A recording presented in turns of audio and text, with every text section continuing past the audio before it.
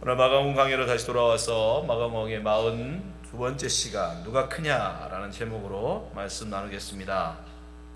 우리가 지난 시간에 우리가 마가복음 지금 이 9장의 바로 앞에 30절부터 32절까지의 말씀을 통해서 제자들이 얼마나 당시에 어리석었는지 미숙했는지 우리가 말씀을 나눴죠.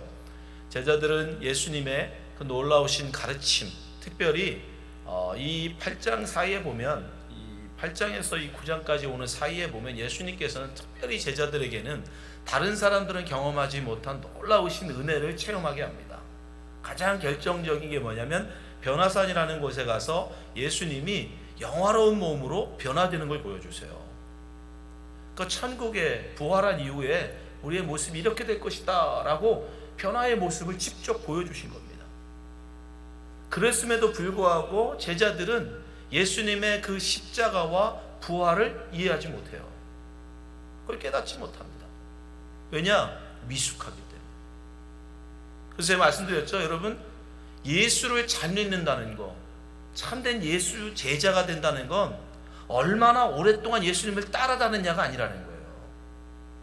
얼마나 예수님의 말씀을 많이 아느냐, 얼마나 많은 기적을 경험했느냐, 여러분, 그게 중요하지 않다는 겁니다. 만약에 그런 것이 그 사람의 신앙의 수준을 성숙하게 한다 그러면 예수님의 제자들은 벌써 성숙했어야 돼요. 그 누구보다 믿음이 큰 사람이 됐어야 돼요. 왜냐하면 다른 사람들은 못 본 걸 봤거든요. 다른 사람들은 보지 못한 걸 그들은 경험했고, 다른 사람들이 듣지 못한 걸 그들은 들었단 말이에요. 그럼에도 불구하고 그들의 이 영적 수준은 여전히 미숙하고 여전히 부족하더라. 그러면 예수님이 원하시는 성숙한 제자, 성숙한 그리스도인은 어떤 사람일까? 그게 바로 오늘 본문을 통해서 예수님이 우리에게 말씀해 주시고 계십니다. 제자들이 당시에 어떤 것 때문에 미숙했는지를 알면, 우리가 그것을 고치면 우리는 성숙한 사람이 되겠죠. 그렇죠? 예수님이 당시에 왜 제자들이 미숙하다라고 말하는지 그걸 우리가 알면, 우리가 그걸 고치면 우리는 성숙한 그리스도인, 성숙한 제자가 될 수 있는 거예요. 당시 제자들이 왜 미숙함 가운데서 예수님의 그 놀라운 기적을 경험하고도, 그 많은 은혜를 체험하고도, 그 많은 지식을 알면서도 성숙한 제자가 되지 못했느냐? 첫 번째, 그들은 자기 부인을 하지 못했다는 거죠. 오늘 33절 말씀에 보면 예수님께서 제자들에게 물으십니다. 가버나움에 이르러 집에 계실새 제자들에게 물으시되 너희가 길에서 서로 토론한 것이 무엇이냐? 여기서 이 토론하다는 그냥 일회적으로 한 번 서로 토론한 걸 이야기하는 게 아니에요. 지속적으로, 과거에서 지속적으로 계속 토론했던 걸 이야기하는 거예요. 그렇다는 얘기는 그들이 길에서라고 말했을 때 이 길은 8장 24절부터 시작되어지는 예수님의 제자 훈련 여정 내내 제자들은 틈만 나면 이거 가지고 토론했던 거예요. 토론의 주제가 뭐예요? 누가 크냐? 누가 크냐? 누가 제일 잘났냐? 여러분, 그 여정의 길이 짧은 여정이 아니었어요. 두로와 시돈을 거쳐서 가이사라 빌립보를 거쳐서 예수님께서 변화산을 경험을 통하고 그 다음에 갈릴리를 지나서 가버나움으로 돌아올 때까지 그 긴 여정, 그 긴 여정은 예수님께서 특별히 다른 건 다 배제하고 오직 제자들을 가르치고 제자들을 훈련하는 것에 집중하던 때예요. 예수님은 제자들을 열심히 가르치고 있는데 제자들은 그거에는 관심 없어요. 누가 더 크냐? 예수님 나라 임할 때 누가 예수님 다음 넘버 2가 될 것인가? 과연 예수님은 어떤 기준을 가지고 우리 중에 넘버 2를 세울까? 제일 먼저 따라다니는 사람일까? 아니면 제일 공을 많이 세운 사람일까? 아니면 예수님이 제일 사랑하는 사람일까? 아니면 예수님과 동행한 모든 일에 함께 했던 사람일까? 모르니까, 기준을 모르니까 서로 그거 가지고 싸우는 거예요. 자기들도 그게 부끄러웠는지 예수님이 그렇게 물으시자 34절에 보면 그들이 어떻게 합니까? 그들이 잠잠하니. 자기들이 부끄러웠던 거예요. 예수님께서 제자들을 통해서 가르쳐 주신 핵심 진리가 뭡니까? 누구든지 나를 따라오려거든 자기를 부인하고 자기 십자가를 지고 나를 좇을 것이니라. 이게 예수님이 가르쳐 주신 제자도의 핵심이에요. 근데 그 가장 기본인, 가장 핵심인 첫걸음이 안 돼 있는 거예요. 자기 부인. 자기를 부인하라고 그렇게 말씀하시고 그래야 제자가 될 수 있다라고 말씀하셨음에도 불구하고 여전히 누가 클까? 여러분, 누가 클까를 왜 얘기해요? 내가 크고 싶다는 거예요. 나를 자랑하고 싶다는 거예요. 다른 12제자보다, 다른 11명의 제자보다 내가 더 큰 자로 인정받고 싶다는 거예요. 내가 예수님 다음에 그 자리를 앉고 싶다는 거예요. 여전히 나를 자랑하고 여전히 나밖에 생각하지 못하는 여전히 이기적인 제자들의 모습인 거예요. 누가 크냐? 우리 중에 누가 크냐? 그러한 자기들의 모습, 그러한 미숙함이 있었기 때문에 여전히 아직 제자의 첫걸음도 걷지 못하고 있는 이 제자들. 반면에 여러분, 바울은 어떻습니까? 바울은 스스로를 뭐라고 얘기하냐면 나는 사도들 중에 가장 나중된 자다라고 얘기해요. 그 얘기는 뭐냐면 사도들 중에 자기가 꼴찌라는 거예요. 바울은 스스로를 인정합니다. 나는 감히 나를 사도라고 이야기할 만한 그런 자격이 없는 사람이다. 사실 진짜 그랬어요. 그 당시 기준으로 보면 바울은 사도라고 칭할 수 없습니다. 요즘 말로 바꿔서 얘기하면 바울은 목사라고 말할 수 없는 사람이에요. 왜냐하면 정식으로 목사로 인정받을 수 있는 그 목사의 과정을 거치지 않았거든요. 지금 우리 침례교회에서 목사가 되려면 적어도 신학대학 그 과정을 이수해야 합니다. 87학점 이상을 이수해야 돼요. 거기서 요구하는 과목 7가지 과목은 필수로 다 맞춰야 됩니다. 그리고 목사 시험을 봐야 돼요. 그 시험에 통과돼야 그리고 나서 3년의 풀타임 사역자의 경력이 있는 사람이 목사 안수를 받을 수 있어요. 그러한 과정을 거치지 않은 사람이에요. 다른 사람들은 다 예수님 따라다니고 정식으로 사도라고 칭을 받았지만 바울은요, 예수님을 따라다녀 본 적이 없어요. 그럼에도 불구하고 그는 사도였다고. 그래서 스스로를 나는 가장 나중된 자다 라고 인정합니다. 근데 진짜 놀라운 건 그러면서 바울은 자기가 그동안 쌓아왔던 그 모든 캐리어를 다 버립니다. 그가 비록 사도로서는 교회에서는 가장 낮은 자고 가장 자격 없는 자고 부족한지 몰라도 그가 세상적으로는 유대인 사회에서는요 굉장히 존경받고 인정받는 사람이에요.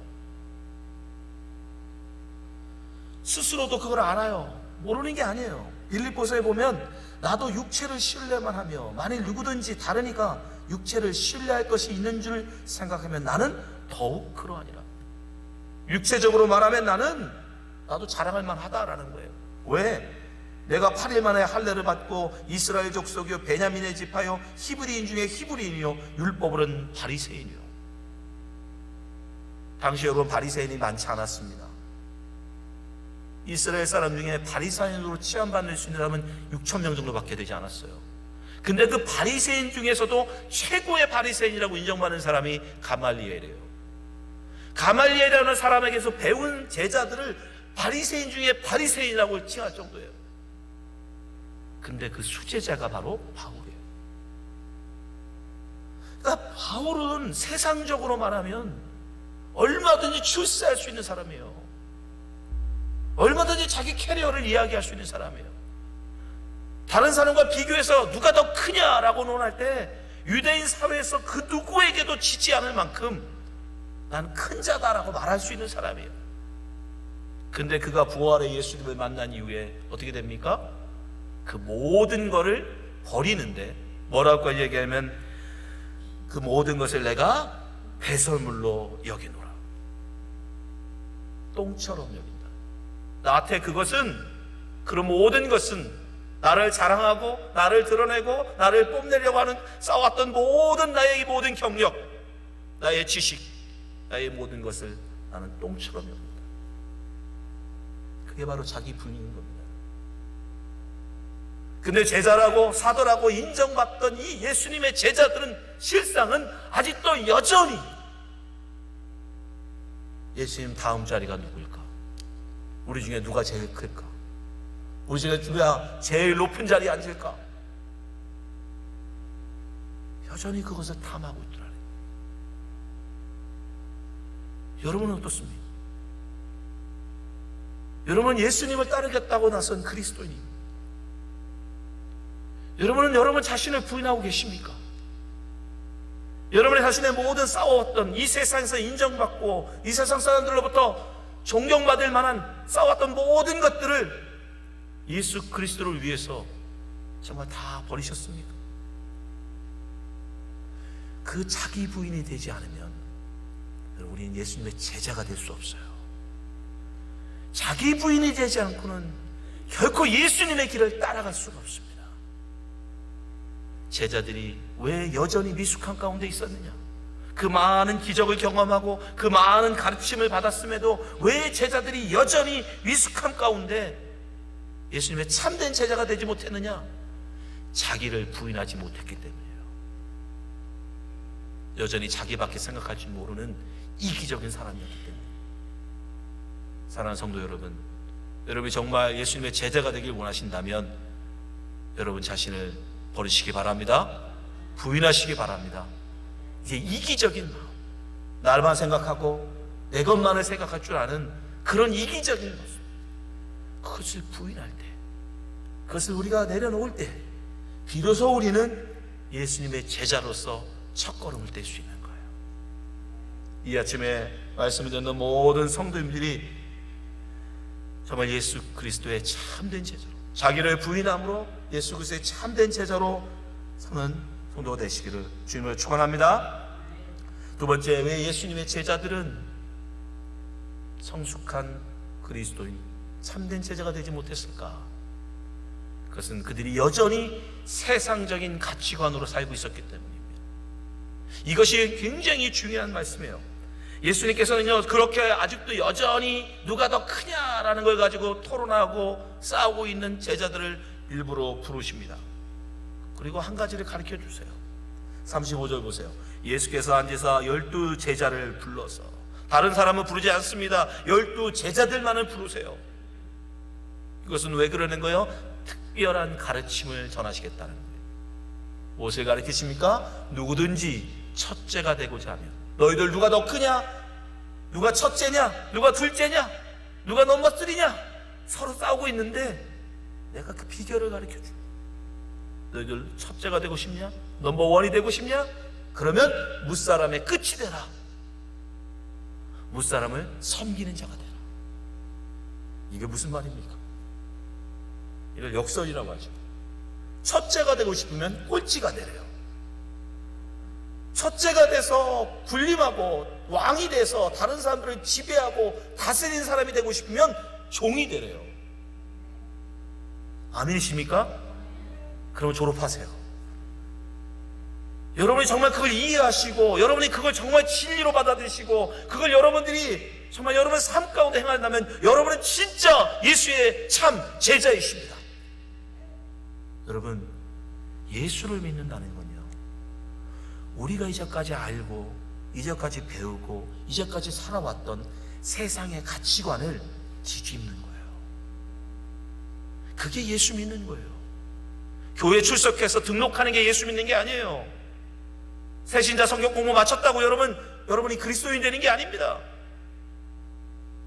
그저 얼마 동안 교회를 다니고 출석을 하고 직분을 받았다고 여러분 그리스도인이 되는 게 아니에요. 여전히 여러분이 예수 믿는다고 하면서도 여전히 세상적인 가치관, 그저 높은 자, 왕, 저 위에 군림하는 자가 그게 좋은 거고 그게 복이고 그게 축복이라고 생각하고 여전히 그 위를 위해서 달려간다면 여러분은 아직도 세상 사람이고, 여러분이 참된 예수님의 제자로 그리스도인으로 천국 백성이 되길 원하신다면 이제는 세상의 가치관이 아니라 천국 가치관으로 살아가는 여러분 되시기 바랍니다. 바꾸셔야 돼요. 그 생각, 그 가치관, 그 기준을 여러분 뒤집어야 돼요. 여러분 이 세상의 기준 가지고는 절대 예수님을 따라갈 수가 없어요. 예수님 말씀합니다. 가난한 자가 복이 있다. 애통하는 자가 복이 있다. 의를 위하여 핍박받는 자가 복이 있다. 받는 자보다 주는 자가 복되다. 이 세상 기준으로는 말도 안 돼요. 이 세상 논리로는 말이 안 됩니다. 그 세상의 기준, 이 세상을 살아가는 가치관, 그걸 뒤집지 않으면 여러분 절대 여러분 천국 백성이 아닌 거예요. 왜 그렇습니까? 이 세상과 하나님의 나라가 서로 원수이기 때문에 그래요. 여러분 생각해 보세요. 좀 있으면 광복절인데요. 이완용이가 조선을 일본에 팔아버렸습니다. 그도 나름의 논리가 있어요, 여러분. 그냥 갖다 냈다 판 게 아니에요. 돈 벌라고 말하다 판 게 아니라 먼저 번영하는 일본 제국을 이 미개한 조선이 따라가는 것이 옳은 길이다 생각하고 갖다 바친 거예요. 갖다 팔아버린 거예요. 그래서 그 선진 문물을 받아들이죠. 철도를 놓고 도로를 놓고 통신을 놓고 사업화를 이루자. 그래서 그는 결국 어떻게 해요? 일본으로부터 자기를 받아요. 일본 일왕으로부터 그는 백작이라고 하는 자기까지 받습니다. 일본에서는 정말 어디까지 올라간 거예요? 높은 자리까지 올라간 거예요. 근데 여러분 조선 입장에서는 그럼 그건 뭐예요? 일본 입장에서, 일본 제국주의 입장에서는 누구보다 충신이고 누구보다 헌신된 사람이고 누구보다 높은 사람이고 누구보다 귀한 사람이지만 여러분 그 적국인 조선 입장에서는 가장 큰 내국노고 가장 나쁜 놈이죠. 가장 악한 자예요. 여러분 세상과 하나님의 나라가 서로 원수예요. 근데 이 세상에서 여러분이 높은 자리에 올라가면 올라갈수록 그건 뭐예요? 하나님 나라에서는 가장 악한 자가 되는 거예요. 이 세상에서 여러분들이 존경받고 인정받고 부한 자로 떵떵거리고 살아가면 살아갈수록 여러분 오히려 하나님의 나라에서 볼 때는 가장 악하고 가장 추악하고 가장 하나님의 심판을 받아야 할 자가 되는 거예요. 여러분이 이 세상에서 계속 살기를 원하신다면 이 세상 가치관으로 살아가셔도 됩니다. 그러나 이 세상이 아니라 하나님 나라에서 천국에서 살기를 원하신다면 이제 이 세상의 가치 기준 가지고 여러분 살면 살수록 그 사람은 오히려 하나님 나라에서 가장 낮은 자, 가장 비천한 자, 가장 부족한 자가 될 수밖에 없어요. 비록 이 세상에서 낮은 자, 비천한 자라 할지라도 하나님 나라 가치관으로 살아가는 자는 하나님 나라에서 가장 높은 자, 가장 귀한 자, 가장 존귀한 자가 될 줄 믿습니다. 그래서 일제시대에 자기의 모든 전재산을 팔아서 광복을 위해서 헌신한 독립군들을 지금 조선을 계승한 대한민국이 높여주잖아요. 추앙해주잖아요. 충신이라고. 여러분 그 후손에게 여러분 포옹하지 않습니까? 똑같은 원리예요. 여러분이 하나님 나라를 소망하고 하나님 나라에 살기를 원하신다면 하나님의 백성답게 하나님의 천국 기준으로 살아가시는 여러분 되시기 바랍니다. 이 세상 기준으로 사면 살수록 여러분은 망해요. 오히려 하나님 나라 기준 가지고 사죠. 예수님이 말씀하시는 거예요. 네가 진짜 천국에서 존귀한 자로 첫째 되길 원하냐?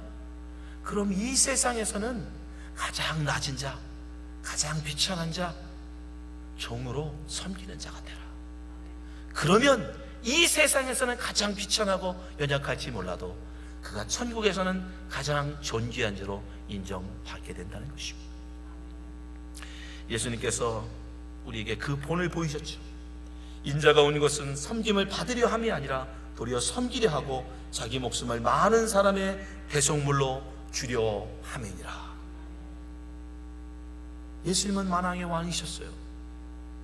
이 세상 모든 천지 만물이 그분의 발 앞에 엎드려 굴복할 수밖에 없는 존귀한 자입니다. 근데 그분이 이 땅에 오셔서는요, 이 세상에서는요, 어떻게 사셨어요? 가장 낮은 자로, 가장 비천한 자로.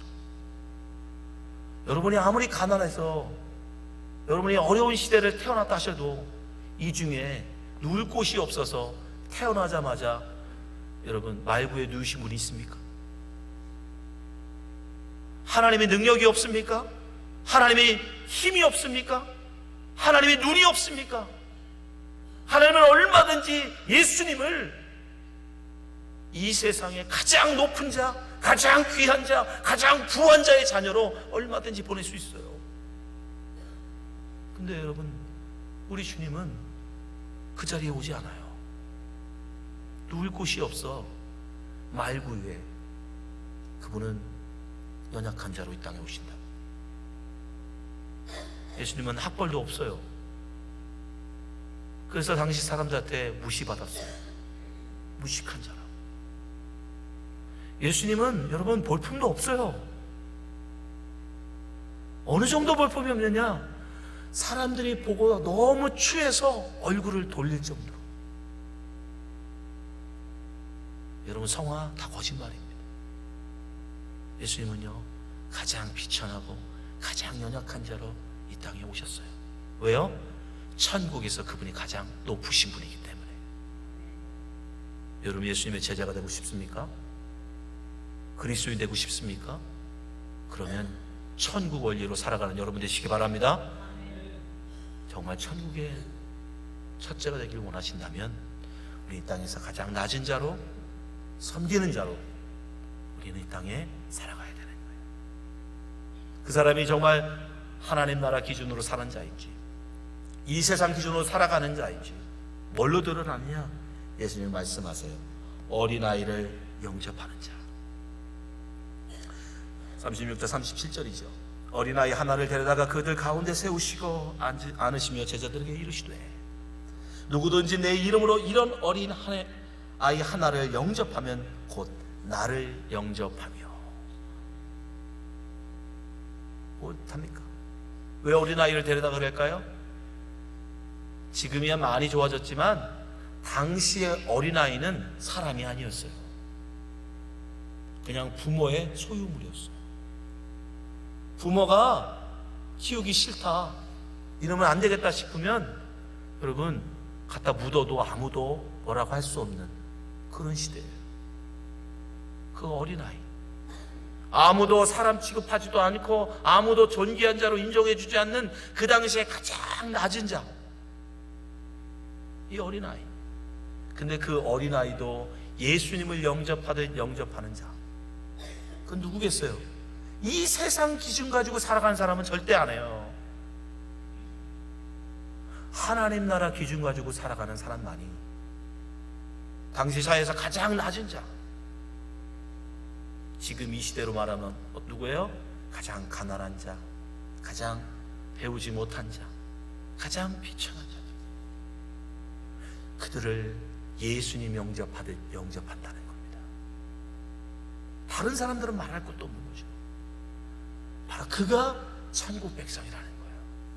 그가 예수님을 영접하는 사람이라는 거예요. 사랑하는 성도 여러분, 우리는 예수님의 제자로 부름받았습니다. 우리는 예수 그리스도의 참된 그리스도인이 되어야 합니다. 그러기 위해서는 다른 게 아니라 여러분 자신을 부인하시기 바랍니다. 이기적인 마음, 나를 높이고 나를 자랑하는 것, 여러분 하면 할수록 그런 반대로 오히려 낮아지는 거예요. 겸손하게 여러분 다른 사람을 섬기십시오. 다른 사람을 높이십시오. 오히려 섬기는 자가 되십시오. 그게 바로 여러분을 높이는 방법. 이 세상을 여러분 세상의 기준으로 살아가지 마시고 하나님 나라 기준으로 살아가는 여러분 되시기 바랍니다. 천국 가치관으로 여러분 세상을 살아가십시오. 그럼 비록 이 세상에서는 연약하고 부족하고 천대받을지 모르지만 하나님 나라에서는 가장 존귀한 자로 주님께서 그를 높여 주실 것입니다. 그 사람만이 비록 이 세상에 살지만 천국을 사는 하나님의 백성이 되는 겁니다. 오늘 이 아침에 말씀을 듣는 모든 성도님들이 이 말씀을 정말 여러분이 진심 이런 마음에 담으시고 천국 백성으로 이 세상을 사는 성도가 되시기를 주님으로 축원합니다. 기도하겠습니다.